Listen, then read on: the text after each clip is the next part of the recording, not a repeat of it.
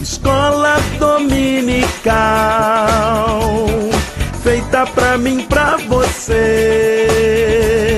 Espaço pra crescer e a Bíblia conhecer, sempre junto com você. Escola dominical, feita pra mim, pra você. Espaço pra crescer e a Bíblia conhecer, sempre junto com você. Graça e paz a todos que nos acompanham aqui no canal Palavra Viva e Fiel.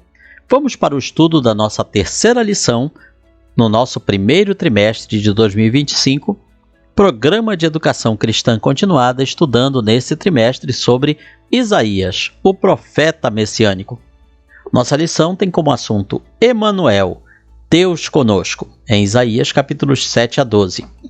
O nosso texto áureo nos fala: porque um menino nos nasceu e um filho se nos deu.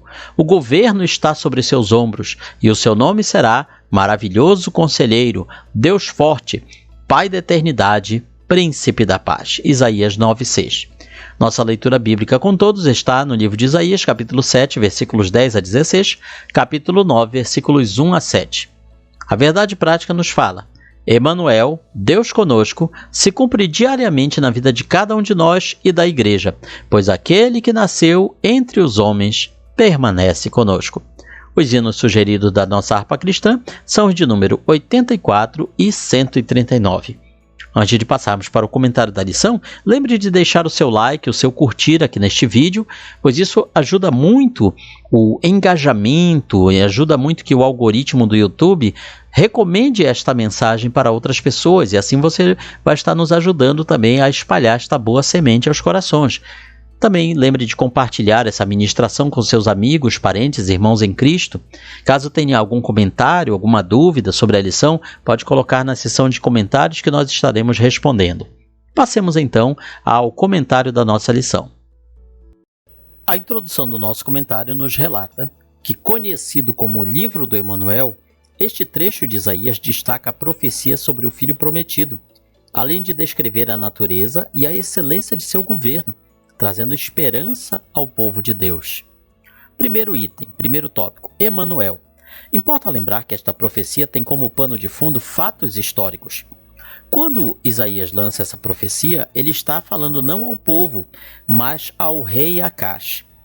Só para lembrar, o rei Acás foi um dos reis mais malvados, idólatras e pecadores da história do povo de Israel, a tal ponto que ele chegou a queimar no fogo em sacrifício aos deuses pagãos o seu próprio filho. Quando Isaías fala dessa forma a este rei, fazendo saber que a segurança do reino de Judá está em Deus e não em alianças políticas com os assírios. Então, só para situar melhor este plano de fundo, é bom nós relatarmos que naquele momento o povo do Reino do Norte, as 10 tribos, haviam se aliado com os assírios para atacar o reino de Israel. Isso deixou o rei Acás emparedado, em situação difícil. Então Deus usa o profeta Isaías para dizer que ele não deveria ter medo, pois Deus não permitiria que aquela aliança levasse ao extermínio do reino de Judá, do reino do sul. Acás, entretanto, não dá ouvidos à voz do Senhor. Ele estava tão incrédulo que recusou a orientação divina para pedir qualquer sinal de Deus, para que este o protegesse dos reis da Síria e de Israel. Cansado disso, o próprio Deus promete um sinal: uma virgem conceberá um filho, e seu nome será Emanuel. Primeiro item, a virgem conceberá. O profeta relata que o Messias nasceria de uma virgem. Este fato milagroso, segundo Isaías, era um sinal de Deus para os homens. Em todos os sentidos, tratava-se de uma jovem virgem e solteira. Ao longo da história, muitas pessoas têm deturpado esse texto de Isaías, dizendo que a palavra virgem aqui, na verdade, não significa exatamente isso, mas seria apenas uma mulher jovem. Mas vamos pensar um pouco. Uma mulher jovem dará à luz a um filho e ele se chamará Emanuel. O que haveria de extraordinário disso? Nada. Mulheres jovens e também não jovens concebem todo o tempo. Um sinal na Bíblia é algo extraordinário, é um milagre. Então, uma mulher jovem conceber não é um sinal, mas uma virgem conceber, uma virgem engravidar, isso sim é um sinal, e que se cumpriu apenas uma vez na história, se aplicando ao próprio Senhor Jesus. Importante esclarecer que o fato deste sinal ter um cumprimento para uma época bem distante da do profeta, não invalida a certeza que essa profecia teria cumprimento cabal no nascimento de Jesus. É possível pensar que os contemporâneos de Cristo tiveram seus sentidos embotados, ou seja, cegueirados por essas aplicações, pois não reconheceram Jesus como Emanuel. Mas nós, que temos a revelação completa da Escritura, não podemos cometer tal erro. O cumprimento desta profecia foi confirmado pelo evangelista Mateus, quando fala, no capítulo 1 do seu livro, versículos 18 a 23. Mateus faz referência direta a essa profecia de Isaías. Não haveria motivo para ele fazer essa referência se não houvesse realmente uma aplicação de que o Messias nasceu de uma concepção virginal. Segundo item, dará à luz um filho. Assim, a profecia revela a intervenção do Senhor no mundo com o seu reino messiânico. De imediato, como parte do sentido profético, nasce o filho de Acax, Ezequiel.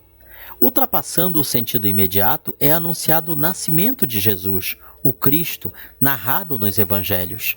Os estudiosos têm se debruçado sobre o modo como este sinal remediaria a crise enfrentada por Israel. De fato, a mensagem não é direcionada exclusivamente ao rei vigente, ou seja, Acax, e sim à casa de Davi. Então a profecia não era específica para o rei Acax, mas para a descendência de Davi, da qual o rei Acax fazia parte, mas que não era o único representante. A casa de Davi estava sob grave ameaça de extinção pelos inimigos, afinal, o reino do norte, formado pelas 10 tribos, e mais o reino da Assíria, que era a grande máquina de guerra da época, eles tinham condições físicas e militares de levar à extinção, ao genocídio do reino de Judá, que era formado apenas por 2 tribos, Judá e Benjamim.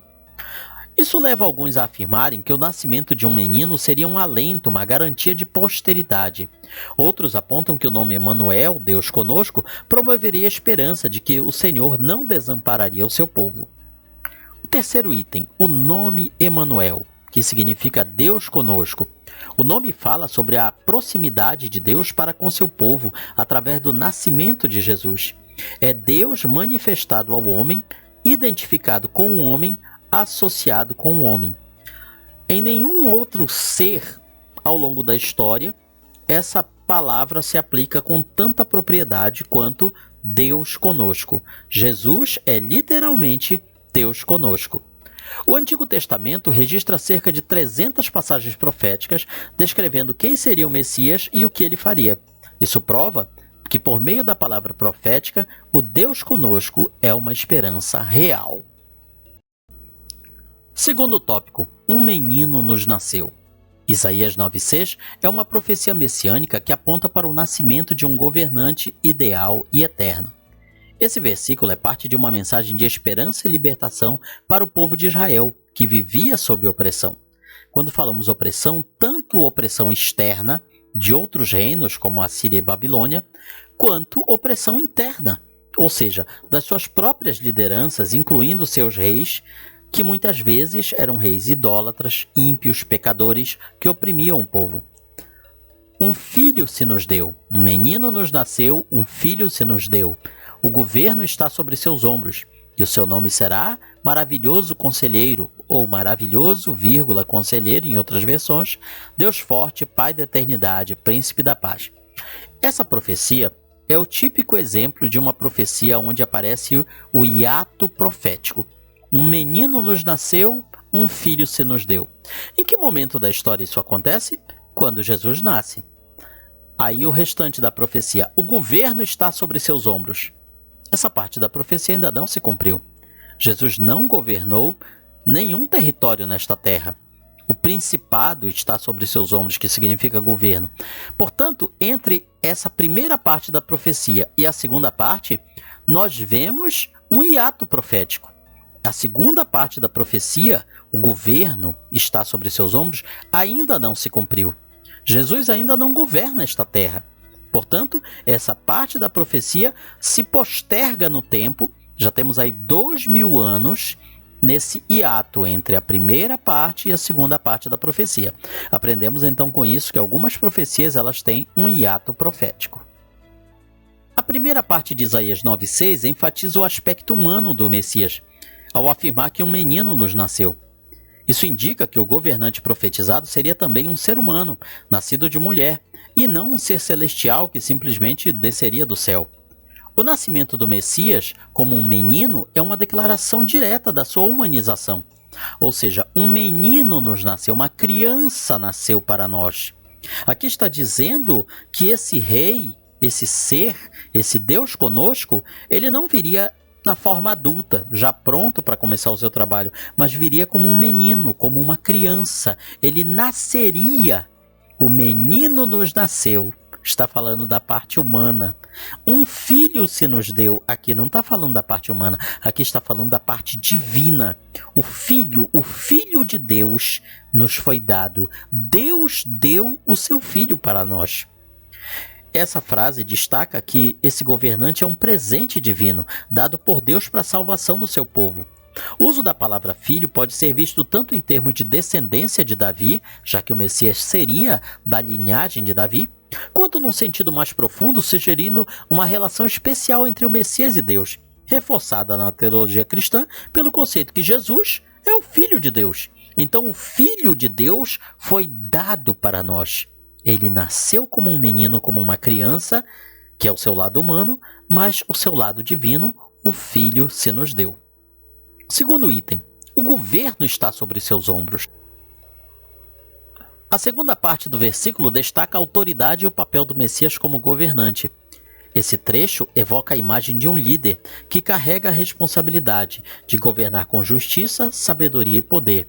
A expressão sobre seus ombros também transmite a ideia de um fardo que ele carrega, simbolizando o peso da responsabilidade da autoridade, algo que ele conduz de maneira soberana e eficaz. Isso contrasta fortemente com os governantes humanos da época, que muitas vezes governavam com tirania, egoísmo e opressão. Qualquer semelhança com os dias de hoje não é mera coincidência. Na interpretação cristã, essa autoridade é vista em Cristo, que é apresentado como Rei dos Reis e Senhor dos Senhores. Quando a gente lê esse título Rei dos Reis e Senhor dos Senhores, a gente pensa nos reis da terra. Senhor dos Senhores pensa nos dominadores, príncipes, líderes deste mundo. Mas quando a gente examina a escatologia cristã, nós vemos que os reis e senhores mencionados aqui não são os atuais reis e líderes deste mundo. Por quê? Porque a Bíblia nos declara que quem vai governar este mundo no futuro, juntamente com Cristo, não são os atuais líderes, não são os atuais presidentes, príncipes, será a igreja. Onde encontramos essa pista? No texto bíblico que fala que Deus, em Cristo, nos fez reis e sacerdotes. Portanto, os futuros reis desta terra, junto com este Rei dos Reis, somos nós, a Igreja do Deus vivo. O seu governo não é apenas terrestre, mas eterno, pois abrangerá a totalidade das nações por toda a eternidade.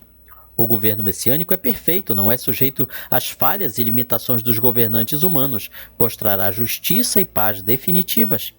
Isso porque nós teremos governando este mundo um ser que é humano e divino ao mesmo tempo, um ser que é onipotente, onipresente e onisciente, e que embora tenha a sua base de governo em Jerusalém no futuro, mas ele saberá tudo de todos em todo o planeta. Terceiro item, o seu nome será? Esse versículo culmina com a atribuição de 4 títulos que descrevem a natureza e o caráter do Messias. Cada um desses títulos é rico em significado, revela diferentes aspectos de quem o Messias seria e como ele se relacionaria com o povo. Maravilhoso Conselheiro. Esse título destaca a sabedoria incomparável do Messias. Ele é maravilhoso não apenas em suas ações, mas em sua própria essência, transcendendo a sabedoria humana. Como conselheiro, é aquele que oferece orientação perfeita e sempre sabe o que é melhor para o seu povo. Jesus é quem dá conselhos divinos, oferecendo ensinamentos que transformam vidas e orientam a humanidade no caminho da verdade e a vida. O outro título, Deus Forte. Esse título fala da divindade do Messias. Ele não é apenas um líder humano sábio, mas possui a força e o poder do próprio Deus. Deus Forte sugere que o Messias é mais que um simples rei. É também uma manifestação divina que age com poder soberano. Jesus, portanto, é Deus encarnado, capaz de realizar milagres e de derrotar os poderes do pecado e da morte. O outro título, Pai da Eternidade, ou Pai Eterno. Isso mostra o caráter paternal do Mestre, do Messias, e também sua relação com o tempo. Ele não é só um governante temporário, mas um Pai eterno, ou seja, ele cuida e provê para seu povo por toda a eternidade. Reflete sua imortalidade, seu domínio eterno, ou seja, nunca terá fim. Ninguém nunca deverá ficar na expectativa. Um dia ele vai morrer, o seu reinado vai acabar e vai chegar outro. Não haverá essa possibilidade. Quando ele começar a reinar nesta terra, nunca terá fim este reinado. Será para sempre. Reflete esse título sua imortalidade e seu domínio eterno. Jesus oferece vida eterna e está presente desde o início dos tempos, sendo coeterno com o Pai. Príncipe da Paz. Esse título sintetiza a missão do Messias. Ele não trará apenas a paz em termos de ausências de guerras, mas uma paz completa e total, que envolve reconciliação do homem com Deus, consigo mesmo e com os outros. Nós já tivemos, ao longo da história, períodos de paz em determinados impérios. Por exemplo, um dos mais longos foi a chamada Pax Romana, a Paz Romana. Foi uma época em que praticamente não houve conflitos no Império Romano. Mas isso se deu à custa de quê? Da força das armas. Afinal, Roma tinha suas legiões no seu auge de combate e outros povos não pensavam de alguma maneira desafiar aquele poderio militar. Veja, portanto, que era uma paz forçada. Era uma pacificação com base na opressão, gerando, obviamente, insatisfação.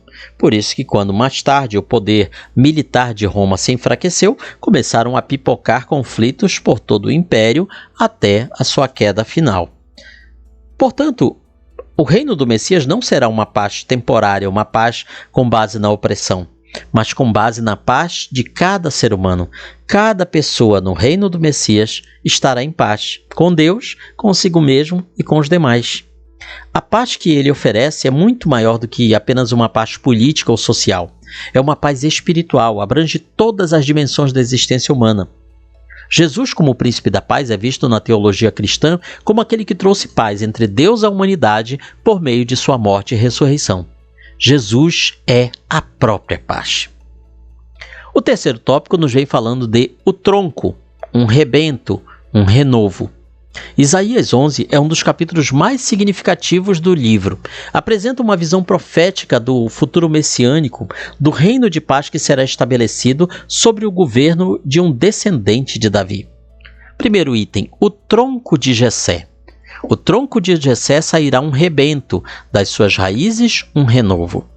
O capítulo começa com a imagem de um tronco, como se fosse uma árvore cortada, usada para mostrar que da linhagem de Jessé sairá um renovo. Essa figura do renovo é amplamente interpretada como uma referência ao Messias. A imagem que o profeta quer nos passar é esta, de um rebento, um renovo, brotando de um tronco. Então, profeticamente, o que é que ele está nos dizendo? Este tronco de Jessé. Jessé é o pai de Davi, do rei Davi. Aqui o profeta já está nos deixando nas entrelinhas que esse tronco, que essa descendência de Davi, seria cortada em algum momento. Mas dessa descendência cortada, brotaria um renovo, brotaria um rebento. E profeticamente isso se cumpriu. Afinal, com o cativeiro babilônico, a sequência de reis descendentes de Davi foi interrompida. É bem verdade que o povo de Israel retornou para sua terra depois de 70 anos de cativeiro, porém, aquela sequência de reis da linhagem de Davi não teve mais. Neemias e tantos outros governadores do povo de Israel não eram descendentes de Davi. Eles não eram da linhagem de Davi. Os outros governadores que foram colocados pelos reis persas, pelos reis gregos, também não eram da linhagem de Davi. Na época de Jesus, Israel tinha rei? Tinha, mas era um rei fantoche. A linhagem de Herodes não era sequer judaica, não era sequer israelita. Portanto, o cativeiro babilônico representou este corte no tronco de Jessé. Quando o profeta, portanto, fala do renovo de Jessé, o rebento de Jessé, ele está querendo nos indicar essas duas coisas. Que essa linhagem de reis de Davi seria cortada em um determinado momento, mas que desse tronco brotaria um rebento, um renovo, já indicando um futuro rei, e um rei que viveria para sempre, que reinaria eternamente. Essa figura do renovo é amplamente interpretada como uma referência ao Messias, o futuro rei que virá da linhagem de Davi, filho de Jessé. O tronco de Jessé representa uma linhagem que parecia estar cortada, especialmente considerando a destruição do reino de Israel, mas que de forma milagrosa volta a dar fruto. O versículo 2 destaca a presença do Espírito do Senhor sobre este governante. Ele será dotado com os dons do Espírito: sabedoria, entendimento, conselho, fortaleza, conhecimento e temor de Deus. Repare que essas qualidades nunca estiveram em nenhum rei, nem mesmo no próprio Davi, que era um homem segundo o coração de Deus, mas que não tinha todo esse respaldo espiritual. Esses atributos destacam o caráter justo e piedoso do governante messiânico. O segundo item nos fala sobre justiça e equidade. Nos versículos seguintes, Isaías descreve a natureza justa do governo desse descendente de Jessé. Ele não julgará segundo a vista dos seus olhos, nem repreenderá segundo o ouvir dos seus ouvidos, mas julgará com justiça os pobres e decidirá com equidade a favor dos mansos da terra. Ferirá a terra com a vara de sua boca e com o sopro dos seus lábios matará os ímpios. Veja que esses poderes, eles vão muito além do que um ser humano pode fazer, mas que se encaixam perfeitamente no caráter divino. Afinal, um Deus onipotente, onisciente e onipresente, ele preenche perfeitamente esses requisitos. E Jesus, sendo Deus e homem, pode fazer tudo isso que o profeta Isaías está fazendo aqui. Aqui o texto realça que esse rei não será influenciado pelas aparências ou pelo que os outros dizem, mas julgará de acordo com a verdade e a justiça. Ele defenderá os pobres e os mansos em uma inversão das injustiças comuns da época. A vara de sua boca e o sopro de seus lábios indicam que sua palavra será poderosa e eficaz, trazendo julgamento para os ímpios e proteção para os justos. Esse trecho também antecipa o papel do Messias como juiz, algo que se concretiza na visão cristã acerca de Jesus Cristo, segundo a qual ele julga com justiça e retidão. É a contraposição, é o oposto dos legisladores, juízes e reis da terra que Isaías fala no capítulo 10, que julgavam de forma corrupta, de forma injusta, exatamente como muitos fazem hoje, infelizmente. Portanto, Jesus, ele será o julgador de todos e rei de todos. Ai dos que decretam leis injustas, dos que escrevem leis de opressão para negarem justiça aos pobres, para arrebatarem o direito aos aflitos do meu povo, a fim de despojarem as viúvas e roubarem os órfãos, escreve o profeta. Palavras que continuam muito atuais. Terceiro item, paz e conhecimento plenos. O lobo habitará com o cordeiro, o leopardo se deitará junto ao cabrito, o bezerro, o leão novo e o animal cevado andarão juntos, e um pequenino os guiará. Não se fará mal nem dano algum em todo o meu santo monte, porque a terra se encherá do conhecimento do Senhor, como as águas enchem o mar, escreve o profeta. Uma das partes mais conhecidas e comoventes desse capítulo é a descrição da harmonia entre os animais e os seres humanos no reino messiânico. Essa visão de paz inclui predadores e presas vivendo em harmonia, algo que seria inconcebível no mundo natural. Essa imagem simboliza o fim da violência e da opressão, não apenas entre os seres humanos, mas em toda a criação. A liderança desse rei trará reconciliação e renovação tão abrangente que até mesmo a natureza será transformada. É um símbolo da paz profunda e abrangente que o Messias trará. Uma paz que não se limita à ausência de guerra, mas envolve a cura de toda a criação. Isaías vislumbra um tempo em que o conhecimento de Deus será pleno e geral. Todos terão um entendimento pleno de Deus. Não será necessário ensinar a ninguém sobre Deus, porque todos verão a Deus como Ele é. A metáfora das águas cobrindo o mar transmite a ideia de plenitude e abrangência. O governo messiânico não será apenas para Israel, mas terá alcance global, trazendo todas as nações para o conhecimento e a adoração de Deus. Essa visão de esperança tem sido uma fonte de consolo e inspiração para gerações de crentes e continua a moldar a expectativa de um futuro de paz sob o governo divino. E podemos completar dizendo que eu e você somos convidados a fazer parte deste reinado de paz e alegria futuro que Cristo trará a este mundo. Deus está conosco, diz a nossa aplicação pessoal. Viva com confiança na salvação e paz que Deus oferece. Viva com esperança e reflita a justiça de Cristo em suas ações. Com isso, chegamos ao final do resumo da nossa terceira lição do Programa de Educação Cristã Continuada neste primeiro trimestre de 2025. Comente, curta, compartilhe este vídeo, nos ajude a espalhar a boa semente aos corações. Que Deus nos abençoe.